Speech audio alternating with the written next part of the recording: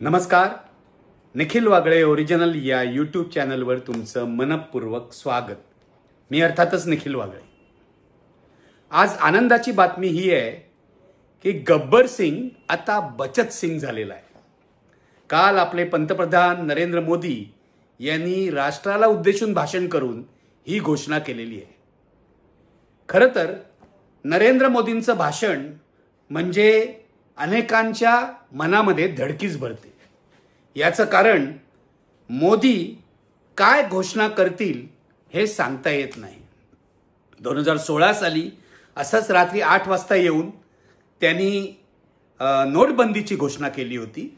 आज नोटबंदी ते विसरलेत ते सोडून द्या, पण त्यांनी ही घोषणा करून अख्ख्या देशाला धक्का दिला होता. त्या नोटबंदीचे परिणाम सगळ्या देशाने भोगले होते. काळा पैसा जो अदृश्य होईल असं त्यांनी सांगितलं होतं, तो काही अदृश्य झाला नाही. असो, अलीकडेच त्यांनी पुन्हा एकदा 8 वाजता राष्ट्राला उद्देशून भाषण केलं. ते ऑपरेशन सिंदूरच्या संदर्भामध्ये ते सगळं बोलले. भारतीय सैन्याची मर्दमुखी जी आहे त्याविषयी बोलले. मात्र अमेरिकेचे अध्यक्ष डोनाल्ड ट्रम्प जे सातत्याने सांगत होते, जवळजवळ 30-32 वेळा त्यांनी सांगितलं की भारत आणि पाकिस्तानच्या युद्धामध्ये मी मध्यस्थी केलेली आहे. मी त्यांना व्यापाराचं गाजर दाखवलं म्हणून या दोघांनीही युद्ध विराम केलेला आहे. यावर मोदींनी काहीच सांगितलं नाही. त्यामुळे देशाची निराशा झाली. पण तरी सुद्धा आपण किती शूर आहोत, म्हणजे आपलं सैन्य किती शूर आहोत आणि आपण पाकिस्तानला कसा धडा शिकवलाय हे त्यांनी 8 वाजता सांगितलं. काल मोदी 8 वाजता आले नाहीत. असं म्हणतात की भारत पाकिस्तानची मॅच असल्यामुळे ते 8 वाजता आले नाहीत, 5 वाजता आले. आता भारत पाकिस्तानच्या मॅचला मोदींनी इतकं महत्त्व का द्यावं? कदाचित अमित शहांचा मुलगा जय शहा हा ICCचा अध्यक्ष असल्यामुळे ते हे महत्त्व देत असतील वगैरे वगैरे आरोप त्यांच्यावर झालेले आहेत. पण असो, ते मी सोडून देतो. पण मोदींना टायमिंग बरोबर कळतो. आज 8 वाजता मॅच आहे, मग आपण 8 वाजता येऊन उपयोग नाही, लोक आपल्याकडे दुर्लक्ष करतील. त्यामुळे काल 5 वाजता ते आले आणि त्यांनी GST सुधारणांची, GST रिफॉर्म्सची घोषणा केली. खरं तर या घोषणेमध्ये नवीन काहीच नव्हतं हे लक्षात घ्या. याचं कारण 15 ऑगस्टच्या आपल्या भाषणात सुद्धा नरेंद्र मोदींनी GST रिफॉर्म्सची घोषणा केली होती. ही घोषणा करण्यापूर्वी त्यांनी GST काउन्सिलची चर्चा केली आहे का असा प्रश्न विरोधकांनी विचारला होता. त्यावर सरकारकडून काहीच उत्तर आलं नव्हतं. पण डोनाल्ड ट्रम्प यांनी भारतावर 50% टॅरिफ अधिभार लावायचं जाहीर केल्यावर नरेंद्र मोदींनी ही GST रिफॉर्मची घोषणा केली आहे. हे विसरून चालणार नाही. 7 ऑगस्टला ट्रम्पने ही घोषणा केली, 15 ऑगस्टला मोदींनी GST रिफॉर्मची घोषणा केली.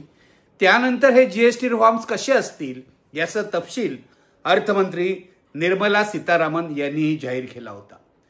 त्यामुळे कालच्या घोषणेत नवीन काही शोधायचं असेल तर ते केवळ नवरात्रीच्या पहिल्या दिवसापासून या देशामध्ये GST रिफॉर्मच्या आधारे बचतोत्सव सुरू झालेला आहे असं मोदींनी जाहीर केलं. म्हणजे ज्या GST टॅक्सचं वर्णन राहुल गांधींनी गब्बर सिंग टॅक्स असं केलं होतं, कारण त्रासदायक होता तो आता बचत सिंग टॅक्स झालेला आहे. बचतोत्सव या रिफॉर्मच्या निमित्ताने सुरू होतील असं मोदींनी सांगितलं.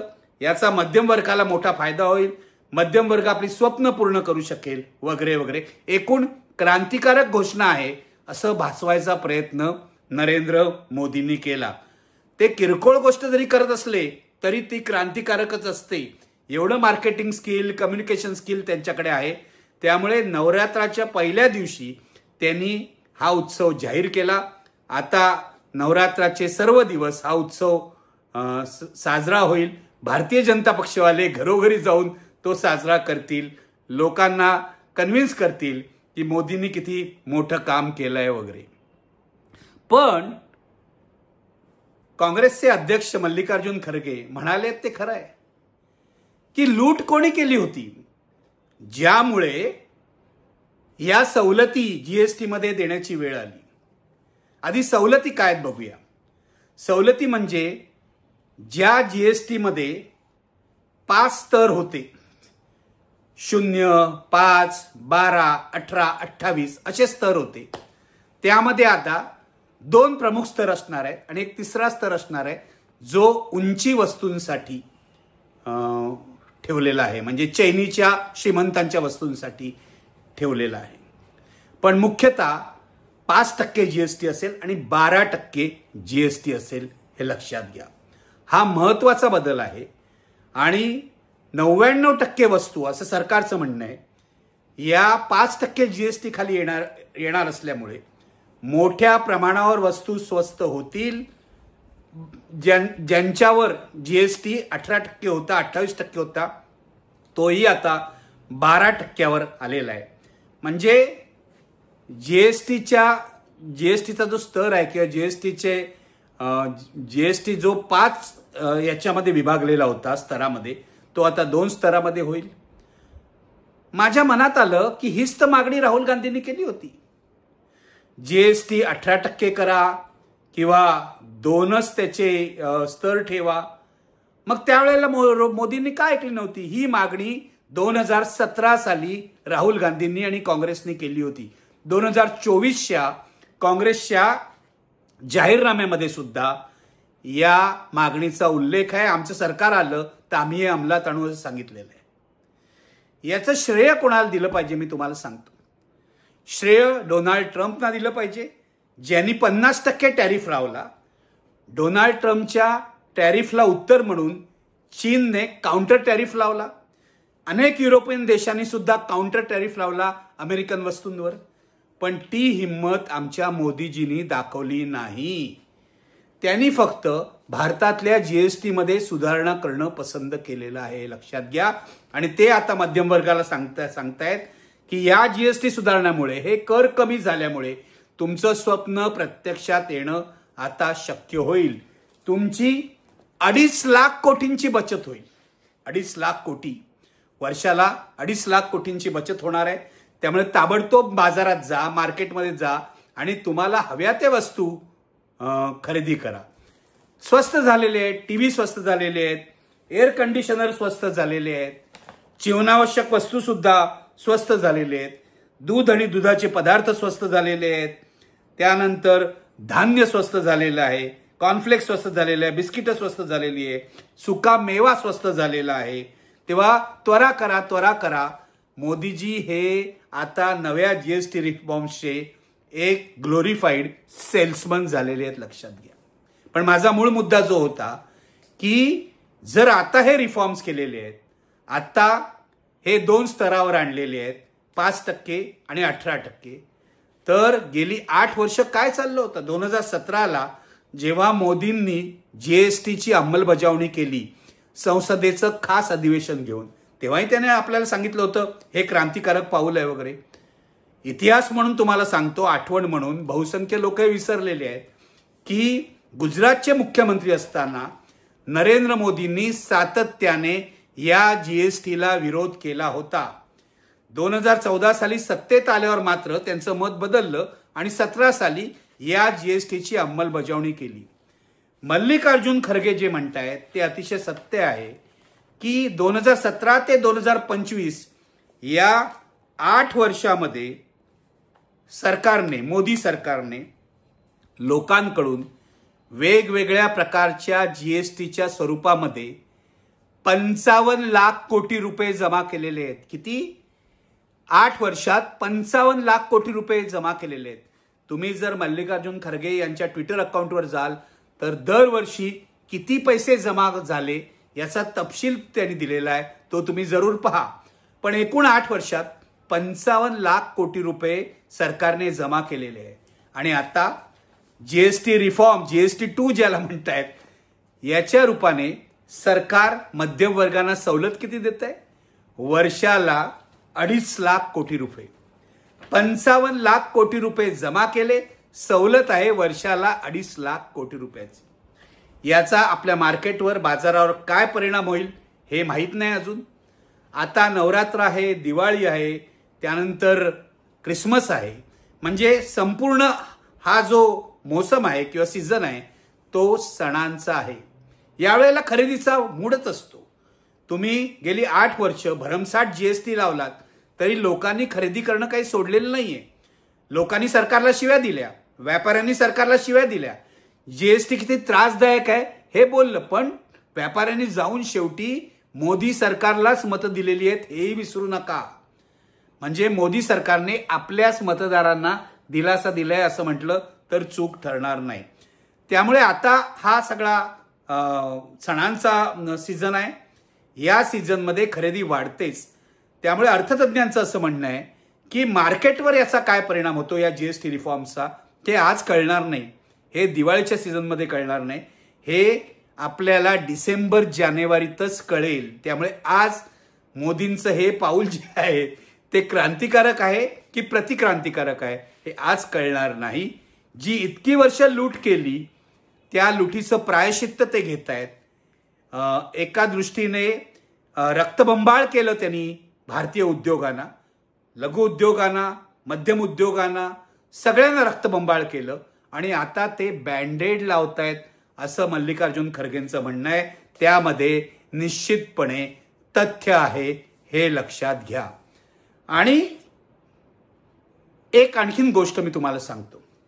या सगळ्या जीएसटी रिफॉर्म्स बरोबर मोदींनी गर्व से कहो हम स्वदेशी है, गर्व से कहो हम स्वदेशी बेचेंगे, हम स्वदेशी लेंगे अशी घोषणा दिलेली आहे.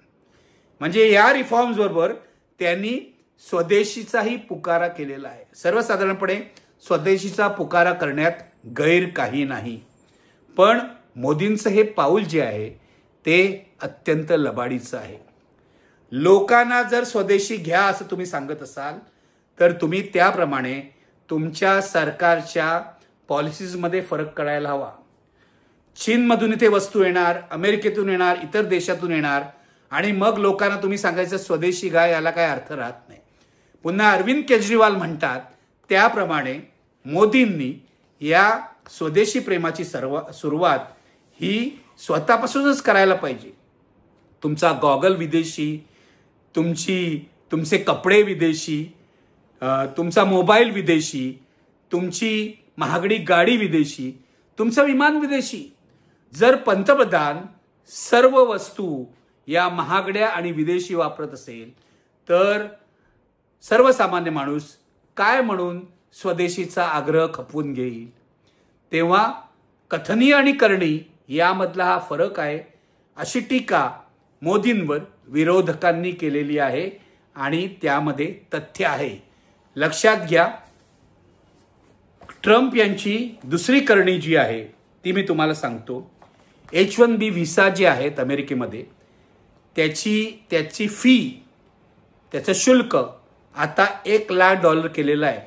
अमेरिकेमध्ये नोकरी करण्यासाठी H-1B व्हिसा जर एखाद्या माणसाला हवा असेल तर त्याला $1,00,000 भरावे लागतील.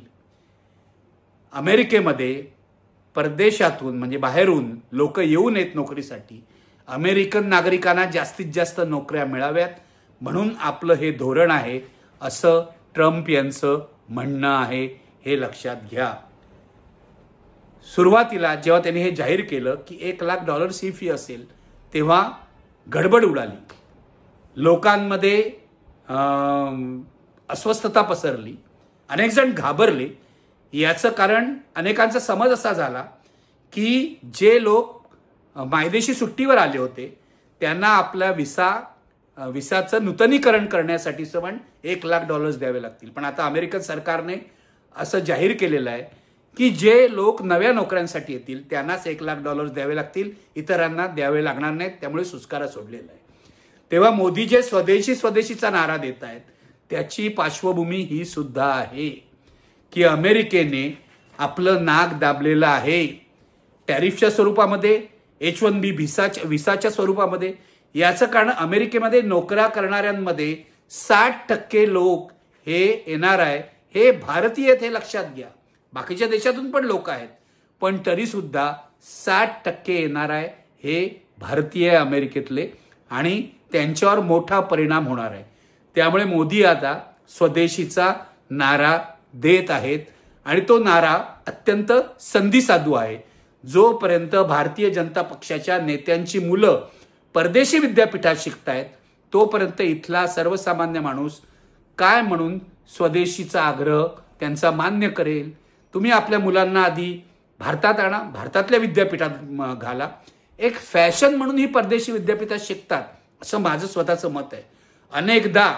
अनेक मुलं जेव्हा परदेशी विद्यापीठात जातात तेव्हा फॅशन म्हणून जातात. आपल्याकडे अनेक चांगली विद्यापीठ आहेत, आपल्याकडे IITs आहेत, IIMs आहेत, इथे शिकू शकतात. पण केवळ पैसे आहेत आणि फॅशन म्हणून या भारतीय जनता पक्षाच्या वरिष्ठ नेत्यांची मुलं परदेशी विद्यापीठात शिकतात.